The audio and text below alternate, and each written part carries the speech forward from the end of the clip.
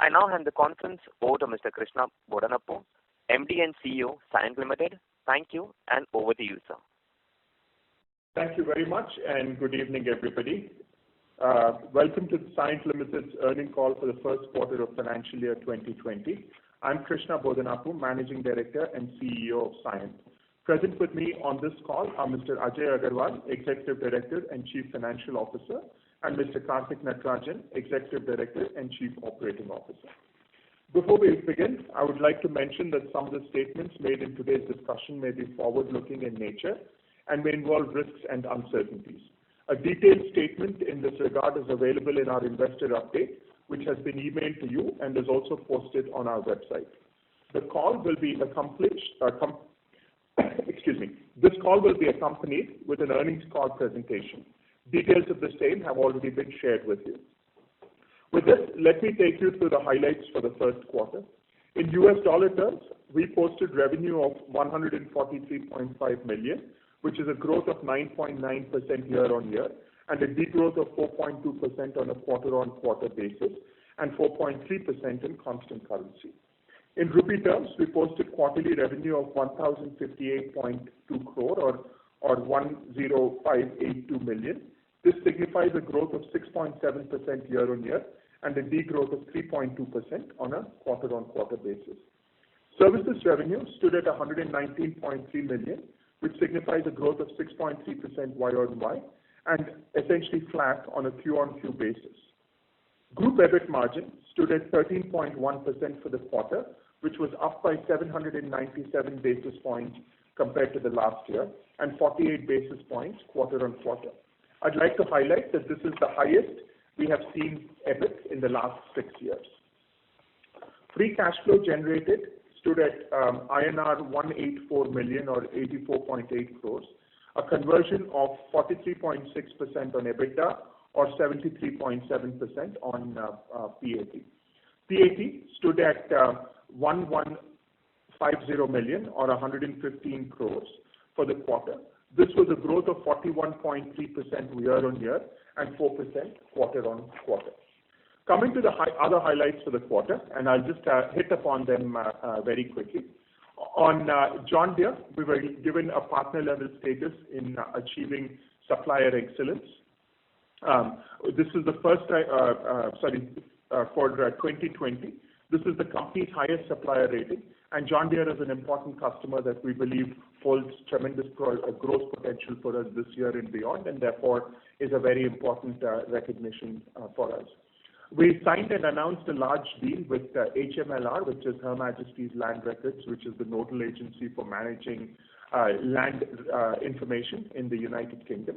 And we have been given a long-term contract to manage this data. And we had partnered with Esri and Xerox on this project for software and system integration work. We're also proud that on the NASSCOM R&D Showcase for 2021, we won 4 awards, and we won the awards across a spectrum of opportunities. We won for social impact, we won for Engineered in India Product of the Year, and we also won for Service Delivery Excellence of the Year. So it's a great reflection of the quality of delivery that we've built and the competence of the organization that we've created, which I'm also happy to say is translating into good opportunities and into good customer engagement. To continue and to highlight some of the digital type of investments that we've made, which are quite significant this quarter. We launched a scientific innovation platform. This is a platform that focuses on IP-driven solutions between our ecosystem and the company, and it's also a way forward to raise the innovation quotient index and attract top talent, especially for new technologies, including digital kind of technologies. We also launched SIOPS, which is the Cyient Outage Planning and Scheduling Solution. Again, a great example of the type of work that we're doing in the digital sphere in helping our clients manage their assets, in this case utility companies, manage their assets better, especially through outage planning, scheduling, and so on and so forth. And this is also a platform that is gaining significant amount of traction with our utility clients, which is a key growth area for this year and the year ahead. We launched the first sustainability report, including the sustainability goals for 2025. Obviously, sustainability is a very important aspect that Cyient is quite committed to. Our clients are equally committed to, and therefore we're very proud that we're one of the first companies that have done the sustainability report, i.e. where we stand, but also have laid out some audacious goals in terms of where we want to be with sustainability, including being carbon neutral by 2025. Lastly, we also have a new gender-neutral parental leave policy. Again, a very important element of engaging better with our associates. Again, the implication of this, we believe, has long-term benefits and also will position Cyient very attractively to the younger workforce, much of whom will go into some of the newer technologies, into the areas of solutions, digital, and so on and so forth. And it becomes quite appealing for people to come and join Cyient. And we're one of the first companies in the world to do something like this. We believe there is a fairly significant commitment, both financially and also operationally, but we've evaluated the risk reward, and we are very proud that we've launched this last week. With this, I will now hand over the call to Ajay, who will take you through the detailed financial performance for the quarter. Ajay, over to you. Thank you, Krishna. Good evening and greetings to all of you. In terms of the revenue, as Krishna said, our revenue has been $143.5 million. In terms of services, we are at 6.3. What I would like to highlight here is that, while overall the aerospace continues to be, looking at what is happening in the world around us, continues to have some challenges. If you look at our growth for the 6%, it's close to 15% for the non-aero division. And DLM has grown by 31.7%. Whatever is the revenue for the quarter is in line with our internal estimates, where we were expecting that this quarter is going to be a bit seasonal for it. And the group growth has stood at about 9.9%. I would say when you look at quarter-on-quarter numbers, services is flat. We were looking at internally a little bit better, but after COVID, we did get a little bit impact on our services growth because of the availability of people. But we tide over that, and June we have really clocked something better than normal kind of revenue. When you show it, you will see that going forward. Also, I'm saying that if you look at our year-on-year numbers and some of the trajectory from that, you will see that most of them are growing in double digits. So I think that's what we are looking at as a trajectory for the particular portfolio of businesses that we have. In terms of the income statement, I would like to call upon in terms of the margin that we have done, and let me spend a few minutes on that. This margin, as Krishna said, for quite some time is one of the highest, and we are getting very close to an aspiration of about 15% margin in services in the short and medium term. So we are very close to that. And overall for the group, we are at 13.1%. And in DLM, we have generated about 6%, where you will see there is a scope for improvement in the coming quarter. Just to give a little color around it, we have given the wage hikes during this particular period. We have phased it out, as we said in the earlier earnings call, between quarter 1 and quarter 2. But almost 2/3 of the wage hike has already been taken care in quarter 1. And the total impact, I think we have seen has got mitigated by good improvement in the operational efficiencies. Also in terms of our SG&A as well as the absorption, there have been benefits. On the profit after tax, I would say that we have really got a nice margin of about 10.9% net profit margin, which is again I think is moving very nicely, and we feel that we can sustain these kind of levels. And year-on-year, if you see, we also had in quarter one of previous year about 51 crore of export-related incentives. So if I take that out, because that's a one-off in the current the way things are looking on some of the incentives for the services, our growth on PAT is almost like 70% year-on-year. And if you look at our operating profit growth also, I think that's also almost 170% year-on-year. So I think on the profit side, I think we are really doing well. Good improvement in margin, good increase in both from the operating profit as well as EBIT perspective, as well as from the profit after tax perspective. I comment about other income and hedging later, but in terms of the tax, also you will see there is a marginal increase, but we are in line with whatever outlook we had given for the full year. And we had anticipated that some of the SEZs which are coming into the different tax brackets, they will bring quarter on quarter the tax down. But overall for the year, we will be within those tax norms.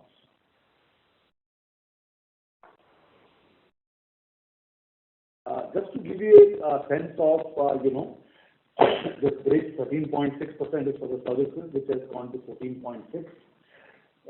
176 is the merit increase impact, and operational improvements as well as the SG&A spend, has been the drivers of this particular margin improvement. And we are confident as we further grow during the year and as we move, we will continue to sustain these operational parameters and this level of the cost structure. However, going forward, we will also continue to make certain investments as we continue to get some benefit from the currency as well as from the growth, the margin improves. Can we go to the next one? In terms of the cash generation, we have generated, you would see, cash generation total at a conversion rate of about 50% for the services. And we are on track to deliver the overall 65 to 70% cash generation. And this 863 crore, while it is lower quarter on quarter and quarter one of last year, will get, there is few cases of collections which have right shifted. And you will see both for H1 and for the full year, we will be, ensuring that whatever is the cash conversion we have committed, we will achieve. This quarter, we did have a little bit of flat or marginally negative free cash flow in DLM. So you will see, the collections coming back, and that will also be a fairly positive number in line with the expectations. And we are looking at least 50% cash conversion in DLM. With this, I would like to hand over to Karthik. And if any questions on this, I will look forward to the Q&A session. Sure, thanks, Ajay. Good evening, everyone. I hope all of you are safe and healthy. And I just want to give a little more color on the BU performance. And if you look at the left-hand side top chart, the rightmost column, which is on the year-on-year, the aerospace continues to have challenges. We talked about we have hit the bottom a couple of quarters ago, but the growth is not coming in a hurry. And as we guided earlier, we are seeing a U-shaped recovery and not a V-shaped recovery. And the good news is we have seen a growth of 2% in Q1 as compared to Q4 of financial year 21. But the year-on-year still continues to be a challenge with about negative growth of 11.5%. And as far as the communication and utilities are concerned, and communication has set a new benchmark in terms of the revenue for Q1. This is the highest ever that we have done from the communication side. This continues to grow for the last 3 quarters, and we see this continuing for the rest of the year as well. And the utilities business, which had some challenges in the previous 2 quarters, has come back to see a growth, and we expect this to continue for the rest of the year as well. And the portfolio of business where 2 out of the 6 sectors have had some one-off issues, and we hope this is behind us by the time we start getting into Q2. And the good news is the transportation, which is essentially impacted by aerospace, and the rail has grown by 17%. Overall, it's showed a degrowth of minus 3.6%. Communication and utilities at 16.8%, and the portfolio at 9.6%. and with a cumulative number of 6.3% for services part. And at the group level, we have shown a slight short of 10% for the year-on-year. And the key thing I also want to highlight is we won about 4 large deals in the Q1 of fiscal 22. And the interesting one is 3 from services and 1 from DLM. I'll provide more color on it as we go through the next set of slides. The order intake, which is the orders that we received in the last quarter, is up by 20% as compared to Q1 of fiscal 21. And this gives us confidence that the demand is robust, and we hope to achieve on our commitments that we made in the last quarter. We go to the little more deep dive on each of the segments, and to start off with communication and utilities, and this has delivered the 2% sequential growth. What is driving the growth is essentially the broadband, the fixed wireless, 5G, private LTE. I think this demand is still robust across, and also led by technology transformation, whether it is intelligent network design or the network transformation. I think these are the ones which are driving growth for us. We continue to see this growing at double digit for this financial year too. And the green networks, which is some of the interesting concept few of our customers are trying to venture out, is essentially creating the network which are sustainable and environment friendly, and that's going to be something that we see that as a common theme across many of the operators that we work with. And 5G, which contributes about 10% of our revenue portfolio, continue to see a robust growth across North America as well as the Asia Pacific regions. Utilities has seen a growth of 4.4%, and we expect this growth momentum to continue for the rest of the year. And we do see that this will grow double digit as compared to last year. And some of the projects that we executed as part of a major transformation program and essentially deploying a cloud native next generation spatial information system and a system integration project. I think this gives us confidence that the technology-led growth in utilities will drive sustained growth for a few more quarters. Come to transportation, and this has seen an 0.5% growth as compared to the last quarter, but the challenge that we talked about is still continuing. And the key thing I want to highlight is the rail part of the transportation will see a growth in this year, and due to the increased spend in the infrastructure projects. As far as the commercial aerospace is concerned, the domestic travel has come back to about 65-70% of 2019. The international traffic is only at 40% of 2019, so that continues to be a challenge. And the interesting one is about the spend coming back on the aftermarket and MRO, which is driving the growth in aerospace. We want to see how fast it can come back to the previous levels, but we are still hopeful that this will recover in the next 4 to 6 quarters. We're also looking at focused on embedded and aftermarket digital services, and as the segment is recovering, and we see that this is likely to see a demand for the next 4 to 6 quarters before the overall growth for the aerospace industry coming back to the previous levels. DLM, which has seen a one-off dip, and we still continue to hold on to what we committed earlier about 20% year-on-year growth for the full year, and this is backed by a strong order pipeline and backlog that we carry today. And this is also compounded with some of the opportunities we see for customers wanting to look at the supply chains being de-risked, not just for cost, but for risk, and that is creating newer opportunities for us, and along with what we call it as a Make in India. Moving on to portfolio of services, and we expected this to be the growth sector for us across many of the segments that we are operating in. And medical, which continues to grow in double digit, and we are confident that this will continue the momentum for the rest of the year. We have announced a large deal about 2 quarters ago, and that's ramping up, and we continue to see momentum across embedded digital services, and our pipeline continues to be robust on digital transformation and design-led manufacturing services in medical. Automotive and off-highway, we are also conscious of some of the engagements and non-profitable projects, and we have taken some action on them in the last 2 quarters. So this has resulted in some dip, but to come back for this year, and which is driven essentially by supplier consolidation activities as well as the digitalization part of it. Semiconductors, which is again seen a degrowth as compared to last quarter, And this again, we believe it's one-off, and we also had a good Q4, as we talked about it earlier. And the solution business, which is on the ASIC side, continued to see a significant recovery and post-pandemic. And we expect this segment to do a double-digit growth for this year. And we also have launched a Lighthouse project along with IIT Hyderabad in terms of creating a 5G system-on-chip design. This is probably first of its kind from any Indian company which has taken end-to-end responsibility for a silicon design.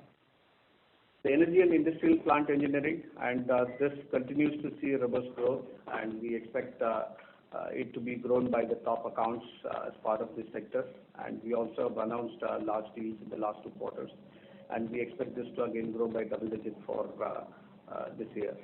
Mining and natural resources, this witnessed degrowth in Q1, which is again, we believe it's a one-off, which is to do with Australia's COVID lockdowns that has happened. And Australia have been going into the lockdown and out of lockdowns for the last 12 months on an alternating basis. And we continue to see some challenges till Q1. And we hope that is behind us. We'll see a recovery in Q2. And with also a number of new logos that we won in this segment, about 4 of them in the last 6 months, I think that will continue to help us to grow the segment. Geospatial, where we announced a large deal last quarter, and the Q1 dip was more of a seasonality, and we expect the demand to come back. And we are also trying to bring in Geospatial as an horizontal offering that we can take it to many of the verticals like mining, communication, and utilities, and mostly using them as an horizontal service line to drive growth on applications as well as on the analytics areas. With that, I'll hand it over to Krishna for outlook for fiscal 22. Thank you. Thank you, Karthik. If I may just summarize, I want to say that I will reiterate the commitment that we had made for the year. We continue to expect that we will grow in double digit in FY22 in services. And I'll say expect that we continue to be confident that we will grow in double digits in FY22 in services. From Q2 onwards, we will see some good growth coming in. We have the order backlog and also the early signs of ramp-ups and so on and so forth are already starting to happen, which means that the Q2 is going to be a good quarter as we look at it. But also, more importantly, these are sustainable projects that we're doing right now. So it will also continue into the rest of the year. DLM will grow about 20% as we had indicated at the beginning of the year. We also maintain that for the full year, we will improve margins by at least 200 basis points. And probably a tad better than that, given that even Q1 we've done a fairly decent job of improving the operating margin. And as a result, the PAT also. DLM will also improve at least 200 basis points. We also don't expect any export incentives this year. We also expect that the tax rate will be about 25-26%, which is not very different from the previous years. So in summary, I will say that it's been an expected start of the year. I think from a revenue perspective, like Ajay had mentioned, internally these were the numbers. Maybe there's a small gap, but that's because we also had some fairly significant COVID challenges in April and May, which are quite specific to our type of business, given some of the security issues, access to labs, and so on and so forth. Therefore, we had a little bit of a challenge in April, May. We've completely overcome that. June was the best month that we could have had. And even we were surprised on how well things have recovered and also recovered in a sustainable manner. So I can say with confidence that Q2 onwards will come back on revenue. And obviously on the operating profit, we have done what we need to do. We have made some changes structurally. And I also want to say that much of the salary increase was already factored into Q1. Over the last couple of years, we've done a phased salary increase, so not all salary increases happen at the same time. But given that the majority of the population does have salary increases in Q1, much of it is also factored in. There will be some more in Q2, but that's part of the plan. So with that, I will pause here, and we will turn it over for any questions that we are able to answer. Thank you very much. We will now begin the question and answer session. Anyone who wishes to ask a question may press star and one on their touchtone telephone. If you wish to remove yourself from the question queue, you may press star and two. Participants are requested to use handsets while asking a question. Ladies and gentlemen, we will wait for a moment while the question queue assembles. Participants, you may press star and one to ask a question. The first question is from the line of Sandeep Agarwal from Edelweiss Financial Services. Please go ahead. Yeah, hi, good evening to the management team. Wish you good health and congrats and on good execution. Krishna, I have one question. Given your very strong capability in this space and you are doing great business in all the areas of aerospace, medical, high-tech for quite some time, and there is an immense amount of demand in that area. The lower growth in this quarter doesn't look to me led by demand challenge. It looks more like a supply side challenge because and it is not anything wrong because whole industry probably had has done a miscalculation last year when they started running very thin benches on the assumption that the global economy will tank and all those things, and they never anticipated. No one anticipated actually that there was such a sharp recovery. And because of that, those thin benches are now coming to hunt because suddenly there is a huge spike in demand and there is no supply. And particularly the piece of business you deal with also has a longer training period and has a specific skill set kind of requirement which is not exactly comparable to IT services or normal software services. So I wanted to know, when do you see, if my understanding is right, that this growth is more because of supply side challenge rather than demand, and if that is right, then when do you see this challenge getting over? Because what I'm seeing today is that everyone, unfortunately, the industry has got into the race of poaching people from one another, and this problem can actually be solved when there is abundant supply of manpower, and that will only happen. Sir Sandeep, may I request you talk to the handset? Sometimes your voice is not clear. Yeah, sure. Is it clear now? Please, I was using handset only. Hello? Much better, sir. Thank you. Yes, Sandeep, it's much better. Yeah. So my question, Krishna, is actually, that unfortunately this industry has got into now, poaching talent from one another, and this problem will, the actual solution to this problem lies when the workforce could be trained in abundant number to, cool down this attrition and all these challenges. So where do you see things improving going forward, and how much time it will take? Because I don't see concern on growth, but I definitely see concern on growth led by supply side, number one, and even if you are able to execute, it may hurt your margins in near term for 2-3 quarters. So what is the solution in your view, and how do you see the situation? Thanks, that's all from my side. Thanks, Sandeep. I think that's a very relevant question and a very pertinent set of observations. You're right. I think the challenge that we face is more the supply side challenge than the demand side challenge at the moment. And also in much of our businesses, we do need to increase, or we do need to train people. We need to get them ready and so on and so forth. So it has been a supply side challenge. The demand is there. The demand also, if you look at it, we've also been quite aggressive about how we manage bench and the utilization. And of course, we don't have the scale of some of the larger companies where even a 2% slack for them turns out to be many thousands of people, whereas for us 2% is not a very large number, and then you start getting into skills, etc. It becomes a challenge. So one is, the demand is there, and we are also facing a fairly significant demand. So we've had to make some choices on what demand we will service and what we don't, given the capacity and the capability that we have. Now, so that's one part. So that's why I say with confidence that from Q2 onwards things will look much stronger for a couple of reasons. First is, I think, just getting people on board and getting people into the company and getting them ready, etc. We've done a lot of work in Q1. And again, because of what happened in April and May, we got derailed a little bit at the beginning of the quarter, given that all the resources, including HR leadership, were focused on the COVID related issues. Almost 10% of our staff had COVID at some point. And we've dealt with it right now. We're touch wood and thank God we're less than a few people with COVID, which I'm sure will get resolved. So one is we've onboarded and we've been quite prudent at onboarding people, which is now helping address the demand.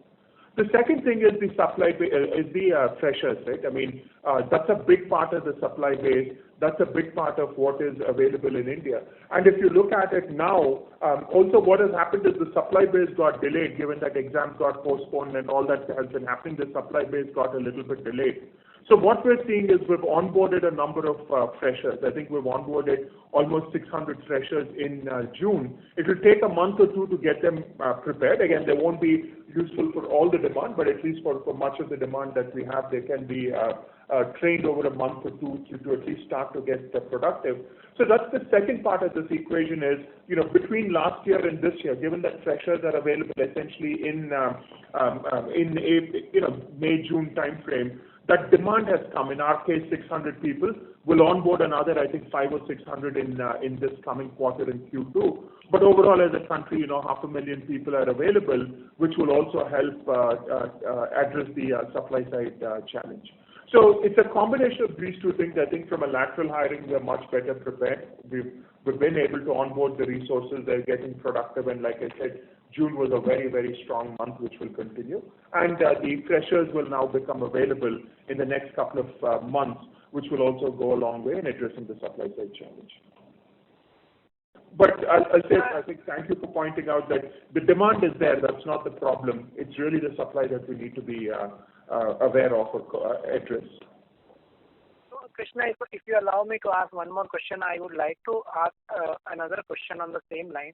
So, is there a way we can, analyze that, let's say if we would have, continued with our nominal bench, which we generally maintain, assuming that this pandemic, taking a risk that, we would be overstaffed for some time, and today, the challenge which we have taken or the hit which we are going to take on the execution or, taking the order, what would have been the trade-off between them?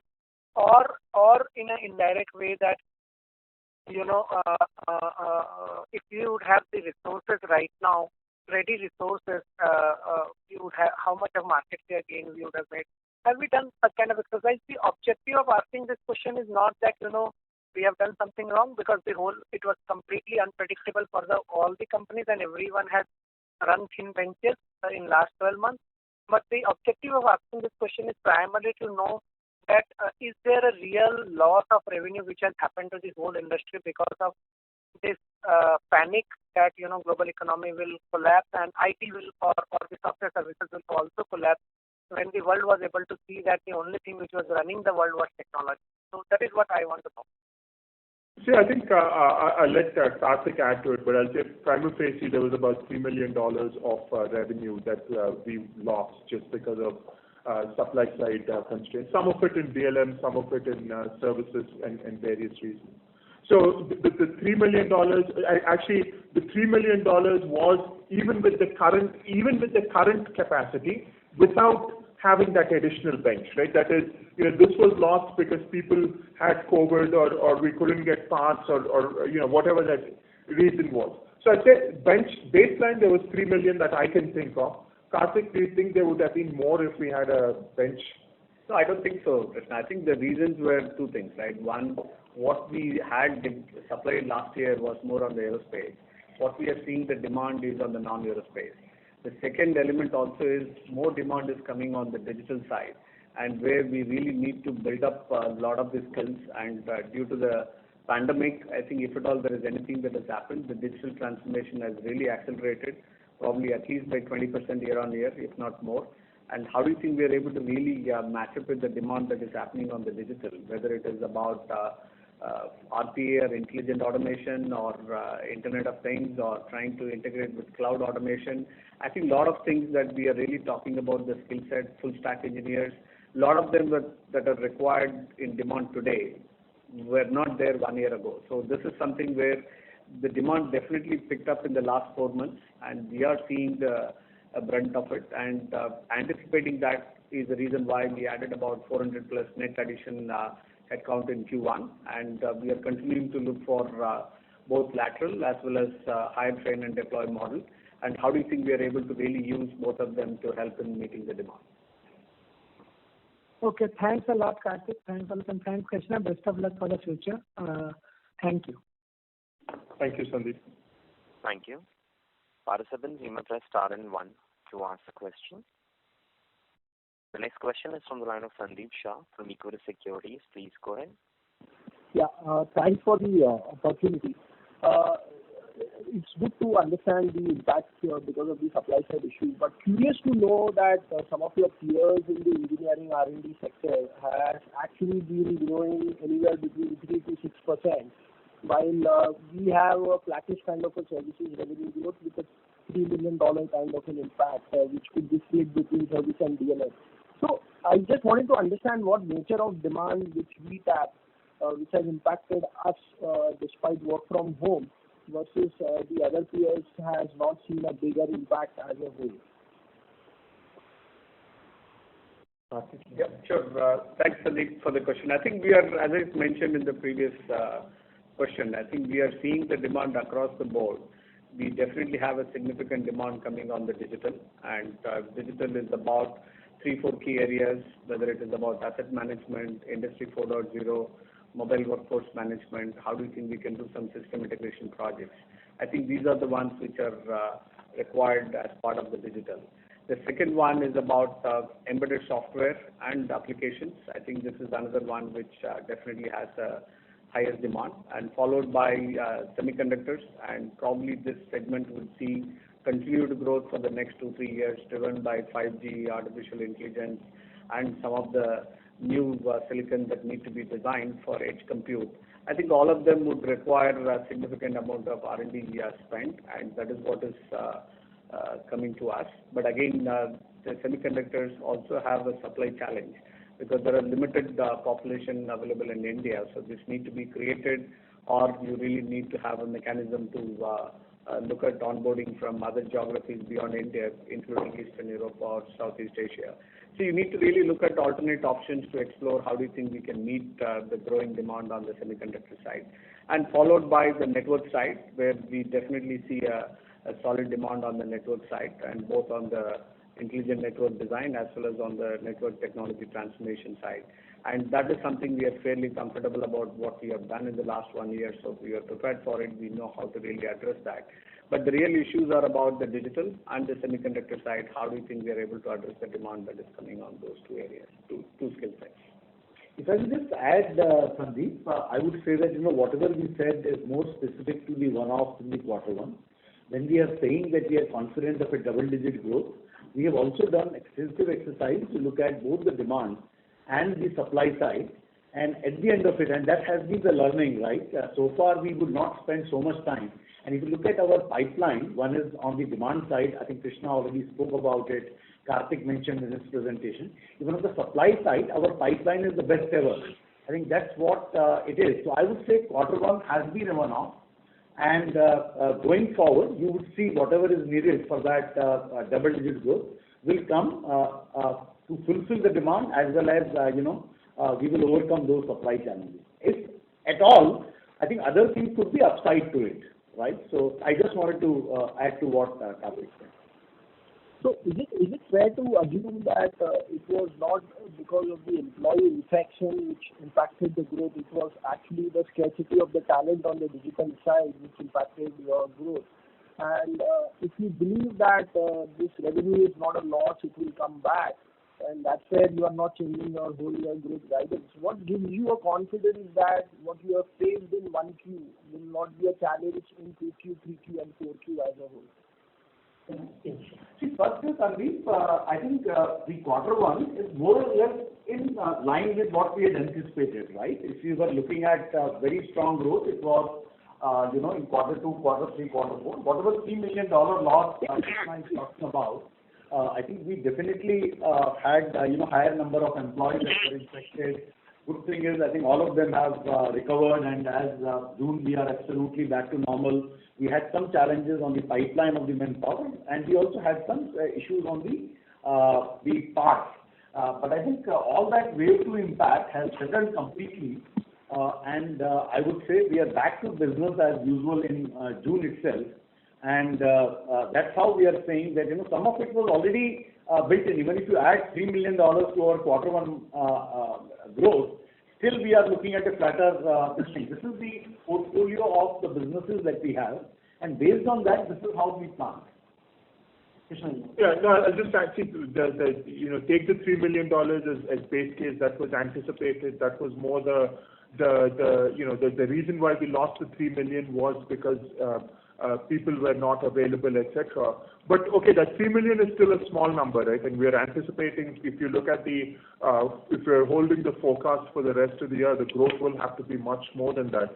And that's because, to Karthik's earlier point, what was earlier skill sets in areas like mechanical engineering for aerospace are now becoming more the digital skills of semiconductor, and making that switch has taken a little bit of time.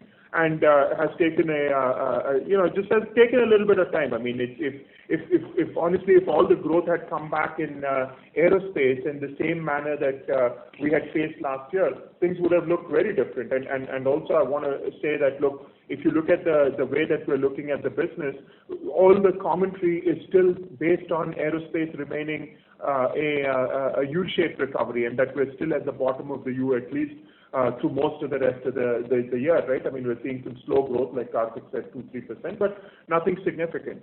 So we are able to recover reasonably well in spite of aerospace, which has been the biggest business, still being at the bottom. But leave the mathematics aside, the bigger challenge is the skills that we have in aerospace were quite specialized. So we've rebuilt the business, and the reason why we're saying that, the $3 million was based on what was there, but what could be is because we've built the newer skills, and that's where there is also a lot of demand. Okay, fair enough. And just follow-up questions. If I look at 10% growth in services, the compounded Q1Q ask rate would be close to 4% for the next 3 quarters. And generally, December quarter is seasonally soft for engineering R&D. So that means we may have to do a heavy lifting in the second quarter, where growth could be close to a high single digit. So is it a fair way of directionally one can model, and you believe that is possible, where 1Q postponement of growth plus the 2Q growth will help you to post a better number, strong number in the 2Q itself? Yes, absolutely. I think that is fair. And also, but I'll say the other thing is, that hypothesis that Q3 was soft was when the on-site business was much larger. And also where, things like work from home weren't really working, right? Because if you look at it, our offshoring has again increased this quarter. And actually the offshoring part, because in India, Q3 is not that bad. Of course, we have Dussehra, Diwali holidays and New Year's, etc. But it's not so bad. The challenge used to be when a large portion of our aerospace business was also US-centric for various reasons. That's when it became a big challenge. So, but both, one is, Q3 is a little bit of a less of a challenge as we see it this year because of these reasons, more offshoring and so on and so forth. At the same time, your hypothesis or your assumption is right that a lot of the heavy lifting has to happen in Q4 and a bit in Q2 and a bit in Q4, because Q3 we still don't know. That's at least the last year we had last Q3 was better than Q2, but of course it was an extraordinary year. Okay. And just the last question, Krishna, I think it's good to see that third consecutive quarter of a good large deal in TCV. But if you look at last 2 quarters, the TCV has been $70 to $90 million, while in this quarter it is close to be of $50 million, with number of deals are also being lower. So it's more to do where decision making also got postponed from the client side on the deal closures because of the COVID, or it's more aberration and may actually come back or improve going forward as well? Sandeep, I would say that I think we kind of even guided earlier. We are just building the large deal factory, and how do you think we are able to compete and win more higher or larger size deals than what we have participated in the past? I think this is going to see some up and down as we start building it up, and we said this will take about 4 to 6 quarters for us to build a factory. That's the concept that we laid out in terms of how do we make a large deals to be built as a factory, which can generate probably 5 to 7 deals every quarter. I think this is going to be a journey that we are into, and probably we'll start building that up over the next 2-3 quarters, and we'll keep you posted on how we make progress on it. I would say in the last 2-3 quarters has been good for us, and we are continuing to build the momentum with our customers, the top 30 customers, and also with the sales training, sales transformation has been undergoing. We also brought on few advisors that will help us to connect with CXOs, and we also launched some of the technology solutions, and that would really help us to drive. And we also looked at 5 pillars as a growth theme for us, and whether it is digital, embedded software, semiconductors, and networks and geospatial. We said these are the 5 pillars that we are going to bet on as our growth engines. So by putting all of them together, and we believe that we have a great story and differentiated story that can help us to drive this growth in the next 2-3 quarters. Okay, thanks. Fair enough, and all the best. Thank you. Thank you very much. Participants, you may press star and 1 to ask a question. The next question is from the line of Mohit Jain from Anand Rathi Shares and Stock. Please go ahead. Hello, sir. One is on the order intake. Like even if if you see the split between DLM and services, DLM clearly shows the kind of uptick we have seen in revenues and the kind of commentary you guys are guiding for in terms of 20% growth. But services over a longer horizon, like even if you take 12 months period and then do it over last 2 years, there is no uptick which is visible on the order intake. Even excluding the large deals, like this is the total order intake. So what is happening there, and when should we expect this order intake to start reflecting the kind of trends we are seeing in the industry? I would say it takes about 1 to 2 quarters for it to start showing up, Mohit. And to give an example, we announced a large deal on SMLR, and this is starting to ramp up in this quarter. And in some cases, it may happen in 1 quarter, and 1 quarter. In some, it may take 2 to 3 quarters. And the key thing that we are really highlighting here is, as compared to the last year, I think the way we are seeing that is the order intake plus order backlog that gives us the confidence for the rest of the year. And the second element is converting that into revenue, where you go through a supply transition and then into a revenue. So how do you think you are able to transit into the revenue is where it takes some time. And sometimes it is customer driven, where customer have aligned us to be the winner to execute the project, but they may have some budget constraint and they may start up 1 or 2 quarters down the line, so that may have some delays. But otherwise, we expect probably 70 to 80% of the order intake should get executed within this financial year. Order backlog is something which we don't get, right? Or can you share some numbers there? No, we don't share order backlog numbers. I just see if you look at compared to last year, right, where the services order intake has increased 20% plus or actually 21%. And also, compared to Q4, it's down, but that's because Q4 is always a difficult quarter for us and so on. So I would say, that the backlog is there. Intake has been reasonably good, I think, because also what has happened with some of these order intake numbers is the aerospace backlog would have also gotten cancelled, right? So this is the net order intake that we're reporting, which means that, if you look at aerospace, where we've lost almost, $80 million or so of revenue this year. A lot of that order was in place because aerospace orders would have also come in Q4 of the previous year, for last year. So this is a little bit subdued because this is the net number, this is not the gross number. And we also take into account the cancellations. And therefore, I want to assure you that the intake is good. I mean, to support the numbers that we're talking about, there is enough order intake and order backlog as a result. So when you say net, if there is an order in Q1 21 and you accounted for it, let's say $100 million back then, and it gets cancelled, so you actually report that today's number 120 is net of that cancellation. Yeah, it is net of that calculation. Yes. Because we will not reach at the past numbers, right? This is order intake for the quarter. Yeah, exactly. So it's like a P&L rather than a balance sheet. Understood. And second was, there is this headcount growth, which I think, of course, is in anticipation of a strong second half. But attrition is also slightly uncomfortable at 23-24%. So, and you guys are saying that wage hikes are already done with for the year. or are you looking at one more round maybe in the second half or something? Is there something which is planned because it was called merit-based, so is it not normal wage hike or is it the wage hike which is done for the year? No, we call it merit-based. It's the normal wage hike, but we've built in enough flexibility. If we have to make further corrections in the during the course of the year, we will. We're not going to announce that because we'll only do it as and when required, and also for certain skills, because I think the reality of our business is also there's some pretty high-end skills, so we have to look at the skill and the demand in the market, etc. So I'd say we have enough buffer built in where if we have to do another wage hike, we will be able to absorb that.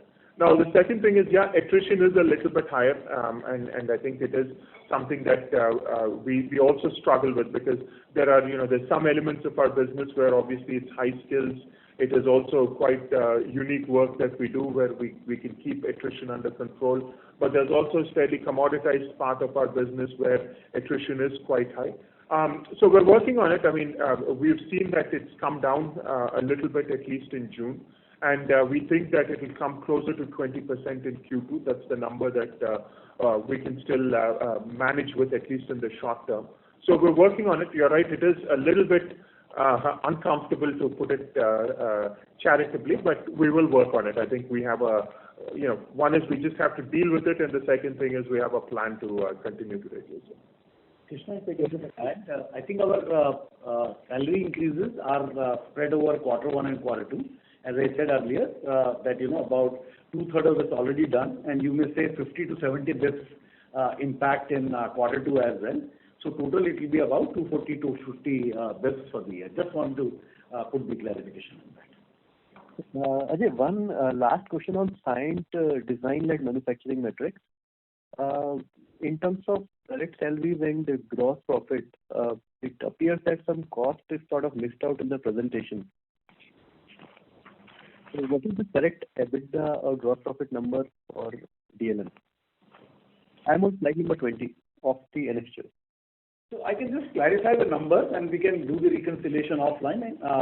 Basically, our overall is about 6% margin for this particular quarter at a EBIT level, as I said in my presentation, 5.6%. And as far as the gross margin is concerned, that's around 14-15%. So this is definitely is a yes, Mohit. EBIT is 106 million, correct? Yeah. Yes, correct. Okay. Thank you, sir. Rest I'll take offline. Thank you very much. Ladies and gentlemen, you may press star and one to ask a question. The next question is from the line of Mukul Garg from Motilal Oswal. Please go ahead. Yeah, thanks for taking my question. I think, Krishna, this was something which was discussed last quarter as well. You guys have done a tremendous job on the margin side, especially on the services. The margin this quarter, definitely was quite good. But if you look at your guidance, it continues to remain the same of about 200 basis point YOY improvement in FY22. While you just also mentioned that you have kept some buffer in case you need to do some adjustment in terms of workforce. But even after that, given especially the kind of impact you have seen in your overall margin profile in Q1 during a normal wage hike cycle, it still leaves a lot of gap in between what you can deliver over next 3 quarters in both services and DLM, which are obviously coming off a low base in profitability point of view, and your guidance of about 200 basis point improvement. If you can just help us understand why this continued conservatism last quarter. Obviously, the wave 2 impact was there, and everyone there was a lack of clarity. But things seems to be much better right now, and it seems like you are the only one who is kind of keeping a potential wave 3 on the sidelines as a risk sector. If you can just help us understand and kind of reconcile this. So, okay, fair point. But I'll say, next quarter we also have some additional costs that are coming in. For example, the ESOP scheme that was announced, we'll start accounting for it. There's about a 50 basis points impact that we will have next quarter because of the new ESOP scheme. So, I'll say, just being, again, I wouldn't say conservative yet, I would say a bit prudent, because obviously there is still a lot of uncertainty. One is there's these known costs. The ESOP will hit us by 50 bits. There's again a salary increase we'll have to make up, etc. Again, we're quite confident that the margin won't dip, that we'll see actually a little bit of growth in Q2 also. But I think it's good to be prudent at this point. I mean, third wave is one potential thing, but there's also, I still feel there are enough unknowns because till we really get back to the growth, because it's a trade-off between growth and margin. I would be a lot more comfortable when we start to get back to the growth of Q4 and Q3 of last year, when we were 3-4% quarter on quarter. Once we get back to that, maintain this margin, I think it'll be more prudent to say that the margin will be more than 200 basis points better this year. Yes, there are empirically the evidence would suggest that we should do better than that, but I would just err on the side of prudence before committing to it, just because of ESOP. There's still uncertainty. Third wave or not is debatable, but it's not just the third wave; it's various elements. So I would say taking a combination of those, before I put my sort of credibility out and say it will be much more than 200, I would still stick to that for one more quarter before hopefully having a better understanding. Right. No, that's fair. A different way to kind of look at this is also that would you be comfortable in investing or kind of letting go of some profitability in case you get a large order? Your guidance already implies a very meaningful pickup over next 3 quarters. Is that something which is baking in some impact in terms of deal-specific margin hit, or can there be something which can really help you beat this meaningfully if you just take a little bit more flexibility on profitability? So I'd say on deal specific, I wouldn't go as far as saying we would trade off margin for revenue on any deal, because it does recovering from that is a very, very difficult situation, and something that we faced over the last couple of years, where we had to go through season cure and stop working with some of the accounts and so on and so forth. Where we do have a fairly aggressive investment plan. This is proactive investments. These are things like technology. These are things like more salespeople, etc. I would say I'm quite sort of bullish on investing in those areas as investments, rather than saying that we will trade off the margin for revenue, because that's a one-way street. You'll never be able to recover the margin, and sometime in the next X number of years, we'll just have this Caesar cure conversation again. So yes, we do have a fairly aggressive investment plan that we will also follow, and therefore I'll say the margins are not going to get that much better, because we are going to invest ESOPs and so on and so forth. If I may just add, if you remember our street, the Q4 guidance, we had talked about these investments, what Krishna said, and Q1, not much of it has fructified. So definitely we are looking at somewhere between 100 to 200 basis points of these investments, depending on how the progress happens and linking to some of the benefits and other things. Yeah. Great. No, that's really helpful. Thanks for taking my question. Thank you very much. As there are no further questions, I will now hand the conference over to Mr. Krishna Bodanapu for closing comments. Thank you very much. I will once again say thank you for the support, and thank you for the confidence in Cyient. We anticipated what was going to happen.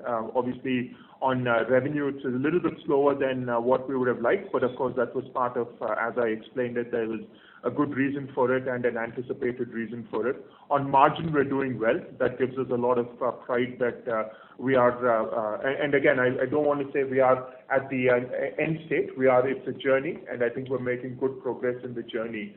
and we'll continue to make that margin progress. And that's very important because all the growth now will come on much better cost structures.